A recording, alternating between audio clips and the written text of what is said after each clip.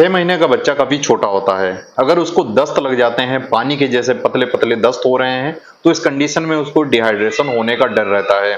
कई बार क्या होता है, माँ बाप ऐसी गलतियां कर देते हैं या फिर आपके क्लिनिक पे बच्चा आता है, कुछ गलतियां ऐसी हो जाती हैं जो नहीं करनी चाहिए।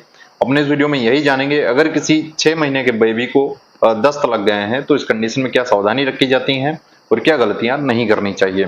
तो सबसे पहले बात करेंगे दस्त होता क्यों है। जैसा कि आप सभी लोग जानते हैं, दस्त कई वजह से हो सकता है। ये वायरल इन्फेक्शन की वजह से हो सकता है, बैक्टीरियल इन्फेक्शन हो सकता है या फिर फूड पॉइजनिंग हो सकती है। बच्चों में ज्यादातर मामलों में देखा गया है वायरल इन्फेक्शन होता है और बैक्टीरियल इन्फेक्शन होता है। तो इसको पहचाने कैसे, बच्चे को वायरल हुआ है या फिर बैक्टीरियल हुआ है। जब भी किसी बच्चे को वायरल इन्फेक्शन होता है तब उसको फीवर नहीं आता, सिर्फ पतले पतले दस्त होते हैं, पेट में दर्द होता है और वोमिटिंग होती है। लेकिन जब किसी बच्चे को बैक्टीरियल इन्फेक्शन हो जाता है तो इस कंडीशन में उसको फीवर आने लगता है और दस्त के साथ में खून आ सकता है या फिर आंव बन सकती है। तो ये बैक्टीरियल इन्फेक्शन की वजह से होता है। तो अपने इस वीडियो में जानेंगे क्या सावधानी रखनी चाहिए और क्या किस कंडीशन में बच्चे को डॉक्टर के पास तुरंत रिफर करना चाहिए, अपने आप ट्रीटमेंट नहीं करना चाहिए। तो कुछ चीजें ऐसी हैं, इनको ध्यान में रखना काफी जरूरी है। अगर ऐसे सिम्टम दिखते हैं बच्चे में तो तुरंत डॉक्टर को दिखाएं, घर पर ना रखें या फिर अपने पास से इलाज उसका ना करें।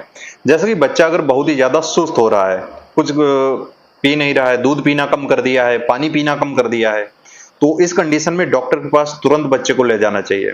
और इसके साथ ही अगर बार बार पतले दस्त पानी के जैसे हो रहे हैं तब भी डॉक्टर से संपर्क करना चाहिए, क्योंकि अगर बहुत ही ज्यादा फ्लूइड लॉस हो जाएगा, पानी दस्त के साथ ज्यादा निकल जाएगा तो उसको डिहाइड्रेशन हो सकता है, पानी की कमी हो सकती है, जैसे कि काफी क्रिटिकल कंडीशन बच्चे की हो सकती है।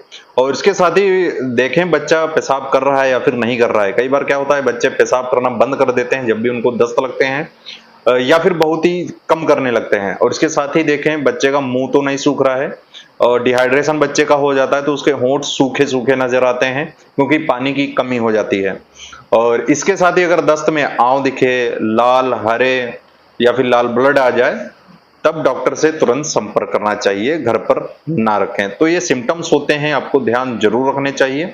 और दवा देने की कब जरूरत होती है ये भी जान लेते हैं। अगर बैक्टीरियल इन्फेक्शन रहता है तब उसको एंटीबायोटिक्स देनी होती हैं और इसके साथ ही फीवर आ रहा है तो पैरासीटामोल देना होता है।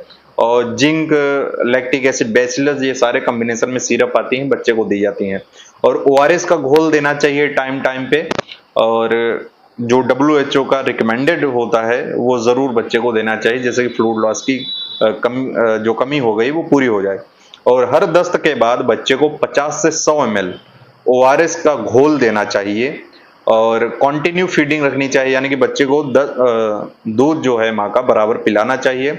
अगर दूध नहीं पी पा रहा है बच्चा तो डॉक्टर से जरूर संपर्क करें। दूध पीना अगर बच्चा कम कर रहा है तो उसको डिहाइड्रेशन की संभावना ज्यादा रहती है, क्योंकि उसको न्यूट्रिशंस और फ्लूइड नहीं मिल पा रहा होता है। इसके साथ ही दाल का पानी दे सकते हैं, चावल का माठ दे सकते हैं, केला खाने के लिए छोटे छोटे पीस करके बच्चे को दे सकते हैं। तो सावधानी रखनी चाहिए छोटे बच्चे में।